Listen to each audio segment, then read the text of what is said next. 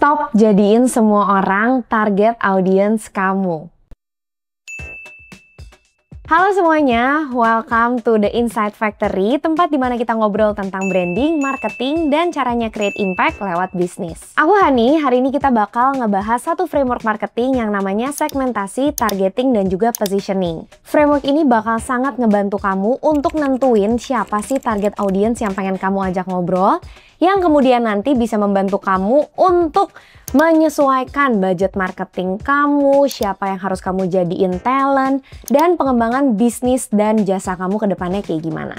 Buat business owner yang masih sering merasa bahwa, jasa dan produk yang aku jual itu cocok untuk semua orang, coba dipikirin lagi. Misalnya, kamu jualan baju.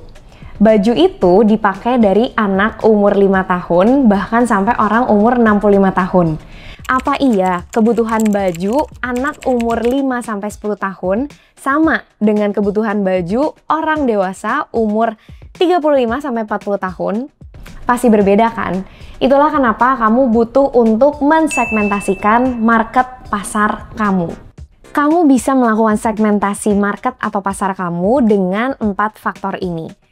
Yang pertama, faktor demografis. Ini yang paling gampang lah ya. Ini kelihatan banget kayak umur, gender. Mereka itu sekarang kayak fase hidupnya apa sih? Apakah dia university student? Apakah dia sudah menikah? Belum menikah? Pokoknya sesuatu yang kelihatan banget lah. Lokasi tempat dia tinggal itu juga masuknya ke dalam demografis. Yang kedua adalah psikografis atau psikologinya. Di dalamnya ini tuh ada kayak gaya hidupnya dia, apa sih brand-brand yang dia gunakan, kemana dia biasanya nongkrong, apa yang menjadi interest dan juga kekhawatiran dia sehari-hari. Nah, kamu butuh sedikit effort lebih lanjut untuk dapat segmentasi bagian ini. Biasanya kamu bisa ngelakuin interview atau observasi biar bener-bener tahu gaya hidup, value, dan keseharian konsumen kamu itu kayak gimana. Yang ketiga, kamu juga bisa menganalisa perilaku belanja konsumen. Konsumen kamu ini biasanya belanjanya di mana? Mereka sukanya tuh ngebayarnya pakai apa? Terus biasanya mereka belanjanya kapan? Caranya seperti apa? Ini bisa juga kamu perhatiin dan menjadi salah satu faktor di dalam segmentasinya. Yang keempat, kamu juga bisa ngebagi konsumen segmen kamu itu berdasarkan cultural differences-nya. Ini sebenarnya sangat unik dan sangat menarik karena semakin kita mengerti apa sih yang menjadi keresahan audiens kita berdasarkan bagaimana cara mereka dibesarkan, lingkungan hidupnya, cultural-nya itu seperti apa, kita semakin bisa membagi mereka dan menawarkan produk atau jasa yang sesuai dengan kebutuhan mereka. Apalagi Indonesia itu kan kaya banget ya culture-nya, background-nya. Semakin kamu bisa mengerti, itu pasti akan semakin relevan. Kalau misalnya kamu udah selesai mensegmentasi pasar kamu, mengelompokkan gitu ya, memecah-mecah berdasarkan 4 faktor atau kategori tadi, next step yang bisa kamu lakukan adalah targeting. Di sini, kamu harus memilih mana sih sebenarnya 1 atau 2 segmen yang pengen kamu fokusin, kamu targetin, dan kamu ajak ngobrol. Biasanya kamu akan memilih segmen yang memiliki 3 kriteria ini. Yang pertama, volumenya itu cukup besar, jadi kamu bisa jualan ke market itu cukup banyak orangnya. Yang kedua, mereka yang bisa benar-benar mengakses atau membeli produk kamu. Dan yang ketiga, mereka yang punya uangnya gitu ya, mereka yang punya resources untuk membeli produk kamu. Nah, kalau misalnya kamu udah ketemu 1-2 segmen yang menjadi target utama kamu, semua komunikasi, semua talent, kegiatan marketing, promosi, ads gitu ya, ditargetinnya itu ke segmen pertama dan segmen kedua ini aja, bener-bener dibikin fokus. Yang ketiga, menentukan positioning dari brand kamu. Kalau misalnya tadi udah ketemu target audiensnya yang fokus itu apa, dan kamu udah dalemin, kamu bener-bener ngertiin mereka dari tadi demografisnya, psikologisnya, culturalnya, dan juga needs mereka apa gitu ya. Nextnya kamu bangun komunikasi dari brand kamu itu yang bisa relevan dan sesuai, sehingga itu menjadi positioning dari brand kamu yang kuat. Positioning ini yang kemudian jadi message utama yang harus kamu sampaikan di semua kegiatan marketing kamu dan social media channel kamu. Aku tahu banget nih, pasti sekarang banyak yang lagi berpikir, loh kok tetap ada kok brand-brand yang actually menargetkan semua orang untuk bisnisnya. Kita ambil contoh aja deh, Indomie seleraku. Itu kan kayak target marketnya satu Indonesia.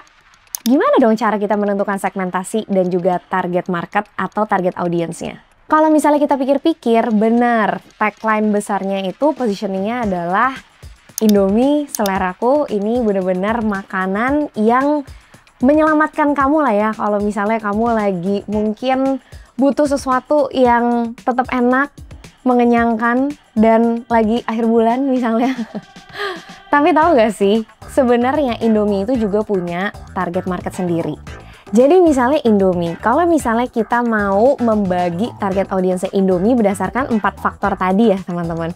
Yang pertama demografis. Bener sih, dari anak umur 3 tahun aja kayaknya sekarang tuh udah bisa makan Indomie. Bahkan sampai kakek kita gitu yang umurnya 60-70 tahun tuh mungkin masih suka pengen makan Indomie.